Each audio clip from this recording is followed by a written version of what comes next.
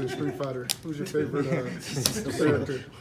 I don't know. Which Street Fighter? I don't know. It's been a long time I played. Which one? All of them? It depends. You know, I enjoy Akuma with that whole like air Hado, the whole and the dive kick. You know, and the Raging Demon, bro. The Raging Demon. You know, just light him up. All right, you guys are going. You're right What's your into the influence ditch. on Ricardo Graham as far as you helping him in the gym and mentoring him? He's just one of the young fighters that's still amateur. But what I love about Ricardo is that he listens to what I say. He picked up some technique, some very simple, basic technique, and it looks like he's been boxing for 5 years. And the kid hasn't been boxing for 5 years yet, you know? So I'm just very proud of that. I'm always proud when these fighters listen to the advice that I give because I'm trying to take care of that learning curve.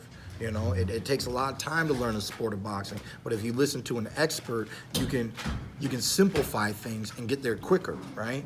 Like 13 years after boxing, I went back to my jab, you know?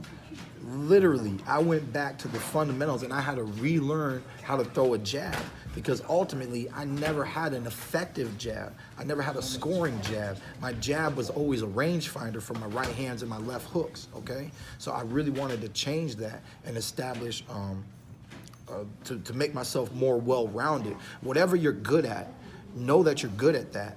But you need to focus on what you're not good at. Like, I'll watch kids in the gym, watch them do their shadow boxing. 1 round goes by, 2 rounds go by. I'll be like, you know, in 2 rounds, you never threw 1 right hook to the body. You know, in 2 rounds, you never threw 1 uppercut, the left or the right, you know? I mean, that's 6 minutes, and there's 3 punches that you haven't thrown, so you're limiting yourself, you know? I'm just trying to get them to understand that they need to attack from all angles.